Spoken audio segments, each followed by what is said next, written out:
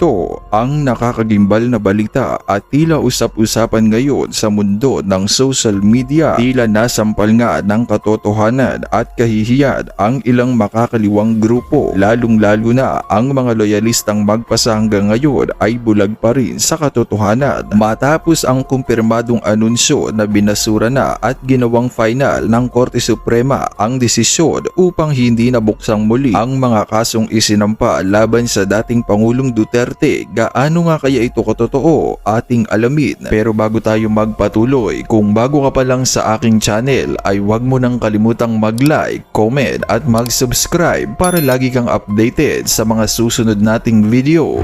Tiniyak mismo ng Korte Suprema ang desisyon kung saan kinumpirma nito na ang dismissal on human right petition laban kay dating Pangulong Duterte ay hindi na maaaring buksan pa matapos ngang ibasura ng 4th Division of Court of Appeals ang mga petisyong inihaid laban sa dating Pangulo patungkol sa umano'y pagkasawi ng ilang mga aktivista. Ayon pa mismo sa naturang desisyon ng Supreme Court ay tapos na at hindi na maaaring buksan pa ang mga kasong ito dahil bukod sa nakalagay na aniya ang desisyong ito sa Supreme Court books ng 4th Division ay may mga datos na rin na magpapatunay na mahina ang mga kasong isinampa laban sa dating administrasyong Duterte, kaya't naging final and executory ito noong April 29, 2024. Sinubukan pa umano ng mga grupong nagsampa ng kaso laban kay Duterte na i-revert pang muli ang naturang desisyon ng Korte Suprema, subalit hindi na ito pinahintulutan pa ng pinakamataas na kapulungan dahil tapos na aniya ang laban at tuluyan na nilang ibinasura ang mga kaso laban sa dating Pangulong Duterte.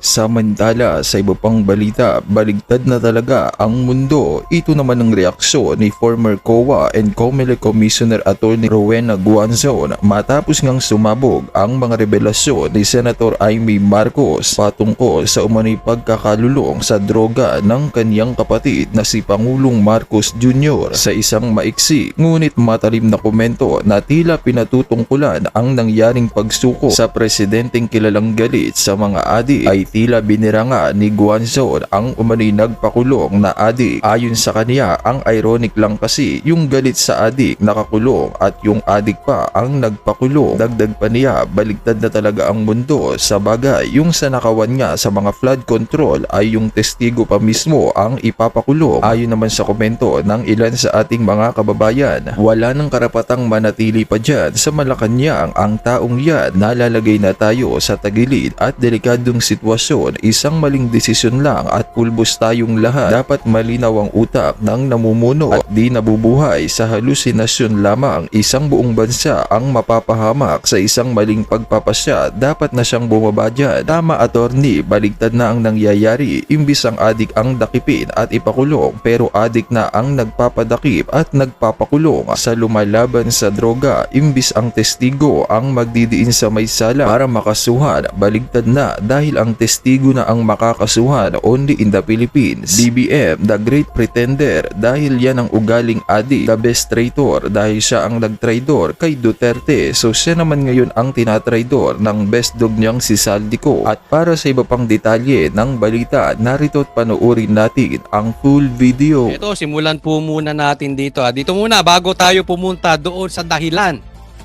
Ano yung pinakadahilan? Bakit pinatakas si Bunuan? Nako, meron po.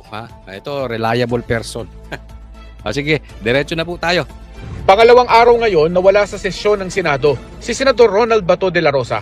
Sa gitna ito ng ugong ng warrant of arrest laban sa kanya ng International Criminal Court o ICC. Maging kasamahan niya sa minority, hindi alam kung nasaan siya. Hindi ko na tinatanong, mas maigi na, di ba? Hindi naman sasabihin at ayoko rin malaman.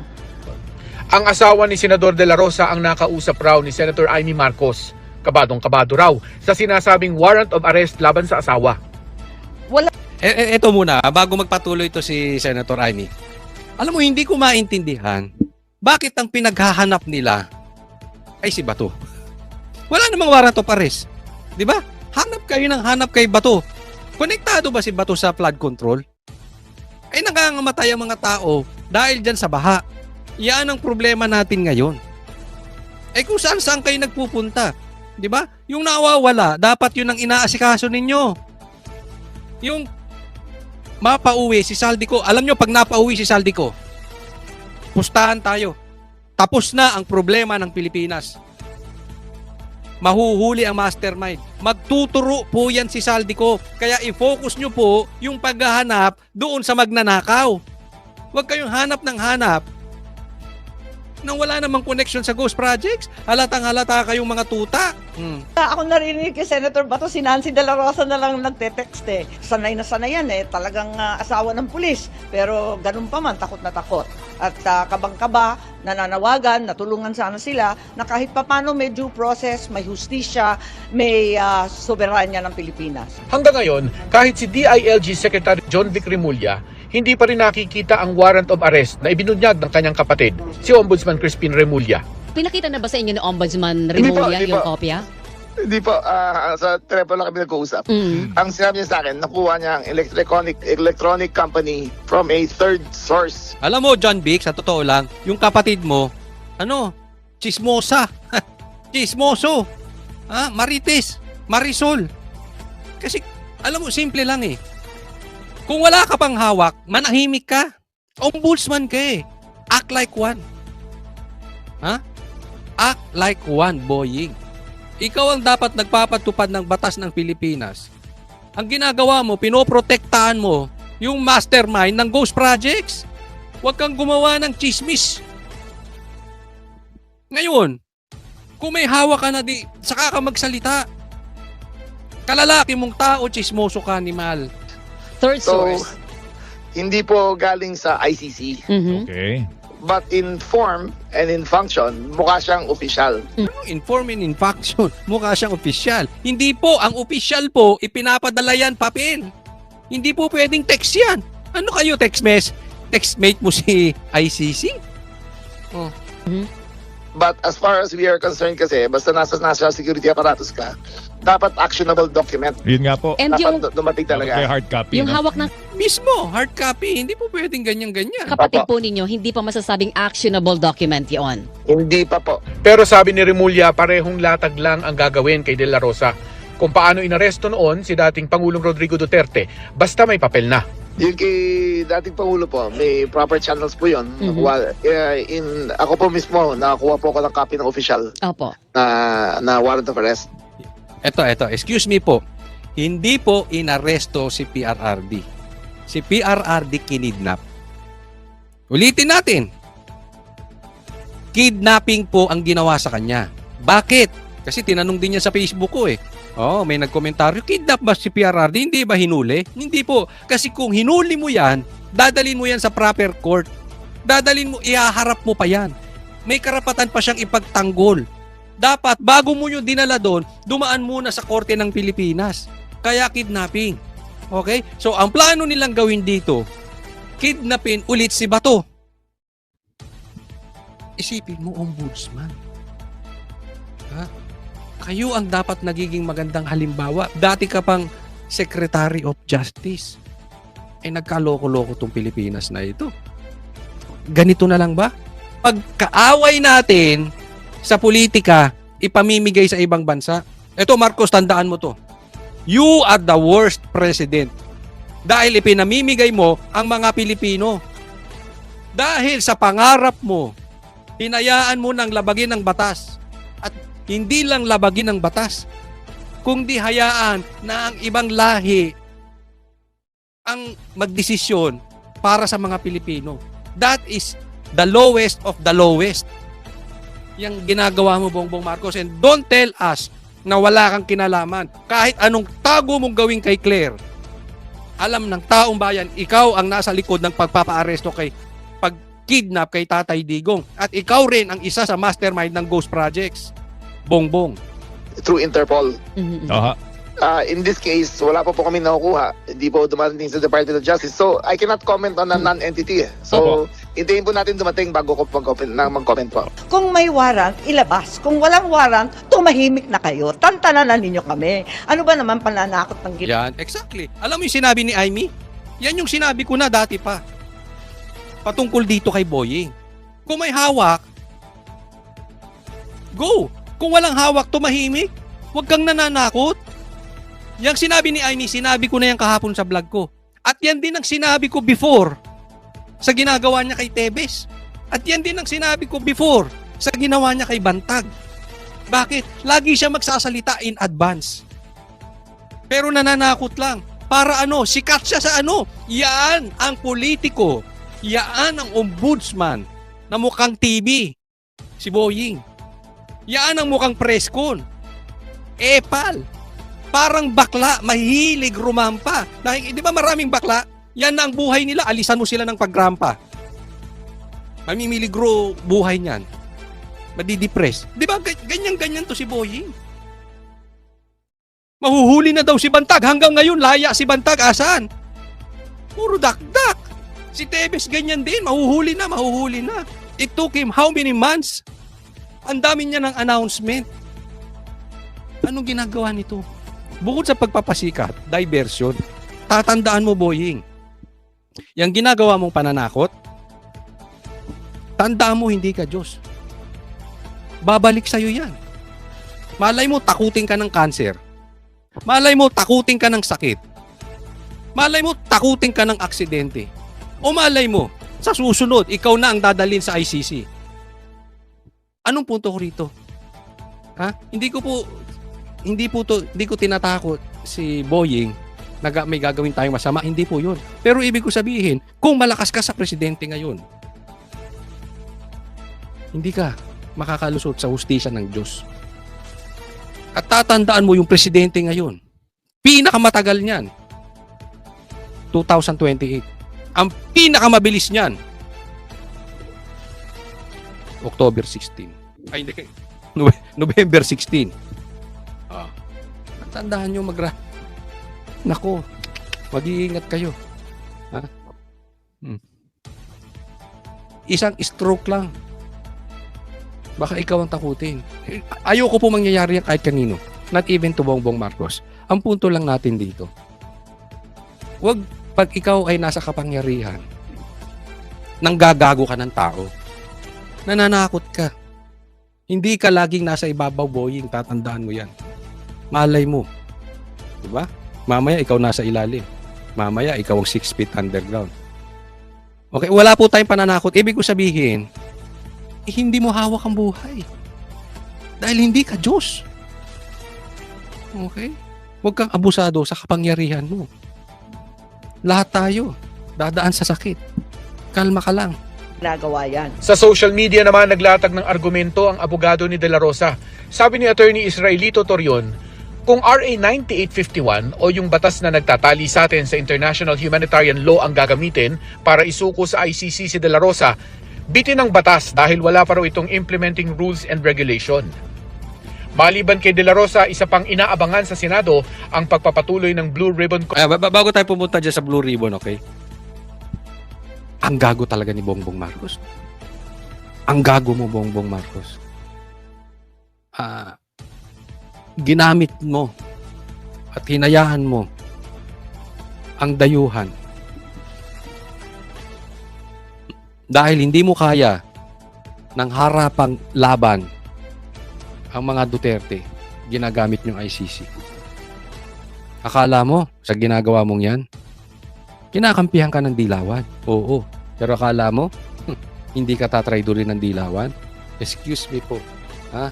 Pustahan tayo. Pag alis mo bilang presidente, tain na naman ang tingin sa'yo ng Dilaw. Mark my words, Bongbong Marcos. Ngayon, kinakain nila yung tae mo. Dahil ganyan ang Dilawan eh. Oportunista yung mga yan. Pero pag alis mo, wala ka ng pakinabang. They will treat you as trash. Tae. Shit. sa Senado ang pagpapatuloy ng Blue Ribbon Committee investigation sa Biyernes. Base raw sa impormasyong nakuha ni Senadora Marcos, may mga testigo raw na aatras sa kanilang testimonya. Ang mangyayari ngayon, magre-recant ang mga testigo. Panoorin ninyo. Ayan, yan ang masakit niyan. At posible si Gutesa ang pinapariningan nito ni Amy Marcos. Naku, delikado na ito. Alam nyo kung bakit? Ha? Etong, naku, gusto ko talaga, ayoko lang talaga magmura eh. Ha? Etong dalawa na ito, Tito Soto. Anong klasikang... Ano pa reliyon na itong si Tito? Anong klasika Tito Soto? Kayo ni Lacson, ni Pinky. Nang pumasok kayo dyan, dapat dire-diretso na eh. Ha? Dire-diretso na. Dinadala na kayo ng ebidensya patungo kay Saldi at kay Tambi. Pa-delay kayo, may pa-resign, babalik ka rin pala, bakla. Eh ngayon, binigyan nyo ng oras. Ang daming pera niyang mga masterminds. Tatakutin niya, nasa kapangyarihan niya, tatakutin ng mga testigo, bibili ng mga testigo. Masisisi mo ba yung mga testigo pag gagalawin na yung pamilya nila? Imbis na dire-diretso kayo, ang dami nang nakakatakas. Tapos ito may babaligtad. Masaya kayo dyan? Ha? Do you can honestly say sa Diyos? Sa taong bayan? Na nanilbihan kayo sa kanila? Oh. Pag nag-recant yan si Gutesa dahil tinakot, masaya kayo? Team payaman kayo? Sarap buhay nyo. Sige, matuwa kayo na may nalulunod pa. Prado ako dyan.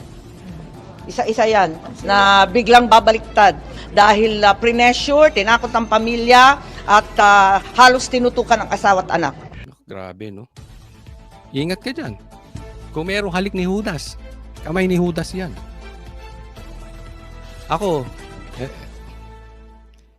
tinakot yung pamilya. Sabi niya ni Amy, halos tinutukan yung asawa at pamilya. Eh pag ganyan, magre-recant talaga yan si Gutesa. No choice eh. Alam mo, ako naniniwala, si Bam, si Kiko, hindi nanalo bilang senador. Ako rin, naniniwala na si Tito Soto at saka si Lacson hindi talaga panalo. Elected to, possibly. In my opinion, elected by Garcia to. Kaya ngayon nagbabayad ng utang na loob kay Bongbong Marcos. Diba? Tito Soto, magre-retire ka na lang. Iiwan mo pa ang political career mo na ganyan. Kasi, hindi naman lumalabas sa survey itong dalawang to eh. Actually, silang apat hindi lumalabas sa survey. Pati nga sila nagulat. Yung dalawa, si Kiko tsaka si Bam. Pero wag na natin munang puntahan yun. Itong dalawa, si Tito Soto. Grabe kasipsip kay Bongbong Marcos. Grabe kasipsip kay Tambi. Ano yan? Libre? Libre? Libre? Walang Pilipino maniniwala niyan. Siguro yung mga kaalyado yung mga loko-loko. Pero libre yan, libre. Yung ginagawa nyo, nililigaw nyo, nilalayo ninyo, dinidelay ninyo. Libre? Hindi, ako yung nagtatanong lang. Ano bang kasunduan nyo dyan? Masyado naman kayong halatang halata. Di ba? Sabagay. Bayad utang. Di ba? Baka yun na yung bayad eh. Nanalo silang senador. Enjoy. Enjoy until it lasts. Tito Soto, you know what I'm saying. Nang tanungin kung sino ito, Alam na ninyo kung sino yung pinakamatindi ang testimonya. Ano na, tara na. tinakot ay kay Gutesa, kay Orly Gutesa. O basta, yun na yun. Abangan na lang ang susunod na kabanata. si Orly Gutesa ang nagpakilalang dating Marines na nagsabing nagdala raw mismo ng pera na tinawag niyang basura kina dating Congressman Zaldico at dating House Speaker Martin Romualdez. Para sa GMA. Ayan, pero wag kayong mag-alala. Ha? Malaki ang tiwala ko itong rally na ito. Itong November 16, 17, 18. Tama ba? 16, 17, 18. Oo. Sa linggo. Sunday, Monday, Tuesday. O, next po. Ito, bigyan ko ng komentaryo. Excuse me, itong post ni Greco Bellica. Sabi niya, naunahan pang kasuhan si Miao Miao Kiko Barsaga kaysa sa mga crocs sa Kongreso. Anong nangyari? Exactly. Iyaan ang buong istorya nila. Hinahabol si Bato. Possibly, magre-recant ng testimonya si Gutesa according to Amy. hinahabol si Kiko Barsaga. Samantalang, si Tambi, haya-hayang buhay. Nakita nyo ba? Na concern si Tito Soto? Nakita nyo ba? Na concern si Saldico, ay si Pinky Lacson kay Tambi? Nakita nyo ba ang mga congressman na concern imbestigahan si Tambi? Di ba? Ngayon, si Kiko. Kaya nga magkakaroon ng rally. Alam nyo kung bakit? Because of the likes of you, Boying Rimulya. The likes of the Congress, the likes of ICI, especially you, Marcos. Alam ng taong bayan, hindi kayo seryoso na ayusin yung problema sa ghost projects. Alam ng taong bayan na hindi kayo seryoso sa investigasyon. Dahil ang inahabol nyo, yung walang koneksyon sa flood control projects. Ang hinahabol nyo walang koneksyon sa ghost projects. Yan pa naunahan yung kaso. Lintik na yan. Anong pinag-uusapan natin ngayon? ICC? Warrant of arrest kay Bato ng ICC? Anong pinag-uusapan natin? Dolomite Beach? Gaguhan? Akala ninyo? Dahil kontrolado nyo mga media na mga kumukhang pera? Nagagago nyo ang taong bayan? Hindi, uy. Abangan nyo sa rally. Kala nyo nauuto nyo taong bayan? Kalma lang kayo. Relax kayo. Kaya may rally dahil alam ng taong bayan, nililigaw ninyo ang investigasyon. Ayaw nyong mahuli yung mastermind. Pinagtatakpan nyo yung mastermind. Ang masakit, kayo ang tingin ng taong bayan na mastermind. Kayong magpinsan.